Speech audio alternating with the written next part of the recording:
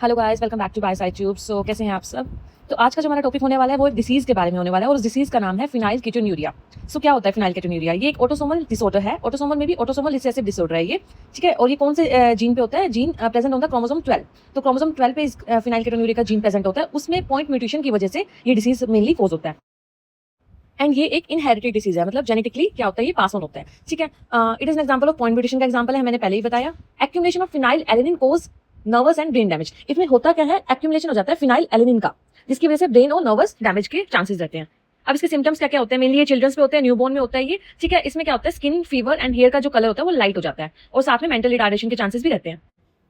It is a genetic problem है which इसमें होता क्या है कि body can not break down phenylalanine को ब्रेक नहीं कर पाती। लाइक बॉडी में फिनाइल एलिन बनता है और वो ब्रेक नहीं हो पाता, जिसकी वजह से उसकी क्या होती रहती है, एक्यूमुलेशन हो जाती है। तो जो नॉर्मल प्रोसेस होता है, नॉर्मल प्रोसेस में क्या होता है, फिनाइल एलिन टायरोसिन में ब्रेक होता है, ठीक है। टायरोसिन दूसरा अमीनो एसिड है, फिनाइल एलिन दूसरा अमीनो एसिड है, ठीक है। तो इस टाइप से क्या होता है, इसका मेटाबॉलिज्म चलता है। फिनाइल एलिन जो क्या होता है, टायरोसिन में ब्रेक होता है और बॉडी टायरोसिन को यूज करती है। किसकी हेल्प से होता है ये? फिनाइल एलिन हाइड्रोक्सिलेज एंजाइम की हेल्प से होता है।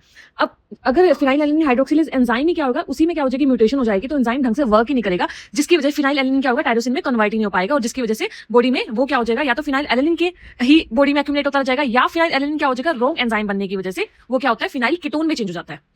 अब बॉडी में या तो फिनाइल एलिन एक्यूमुलेट होता जाएगा या फिनाइल एलिन फिनाइल कीटोन में चेंज होकर फिनाइल कीटोन बॉडी में क्या होता जाएगा, ब्लड में इंक्रीज होता जाएगा। देखो इसमें क्या है, ये ब्लड है, ब्लड में क्या होगा, फिनाइल कीटोन की मात्रा इंक्रीज हो जाएगी, जिसके बाद वो क्या होगी, किडनी से फिल्टर होकर वो क्या होगा, यूरिन में उसकी इंक्रीज हो जाएगी। यूरिन में एक्यूमुलेट होने की वजह से इसको क्या कहा गया डिसीज को, फिनाइल कीटोन्यूरिया, क्योंकि फिनाइल कीटोन क्या हो गया, यूरिया में इंक्रीज हो गया, यूरिन में इंक्रीज हो गया, ठीक है। इसलिए इसको एक्सेस फिनाइल कीटोन को क्या क्या बॉडीज को यूरिन में क्या क्या गया, फिनाइल कीटोन्यूरिन। अभी होता किसकी वजह से, मैंने बताया 12 क्रोमोसोम पे जीन प्रेजेंट है उसकी वजह से, और पॉइंट म्यूटेशन होता है। जैसे कि देखो जीन का स्ट्रक्चर है और ये क्या बना रहा है, हमारा डीएनए। डीएनए में जैसे फॉर एग्जांपल जो हमारा सीक्वेंस था वो है ACGCG। अब इसमें एक पॉइंट म्यूटेशन हो गया और जिसकी वजह से क्या हो गया, ACGTG, सी से क्या हो गया, म्यूटेशन चेंज होकर टी हो गया। अब क्या हो गया, जो प्रोटीन बनना था, सबसे पहले जो एमआरएनए की चेन सिंथेसिस होगी उसमें भी क्या हुआ, बेस पेयर चेंज हो गई, ठीक है। हमें पता है कि डीएनए से क्या होगा, हमारा एमआरएनए बनेगा, एमआरएनए से हमारा क्या बनेगा, प्रोटीन बनेगा, प्रोटीन क्या मिलकर बनाएंगे, अमीनो एसिड्स बनाएंगे, ठीक है। जब मैसेंजर आरएनए में मैसेज उसको गलत मिला, मैसेंजर एमआरएनए क्या होता है, मैसेंजर आरएनए मैसेज मिलता है उसको कि क्या प्रोटीन बनाना है, ठीक है, सीक्वेंस मिलते हैं। जब उसको मैसेज ही गलत मिला, जब उसको पास सीक्वेंस ही गलत किया, तो उसने क्या बनाया, गलत एमआरएनए बना।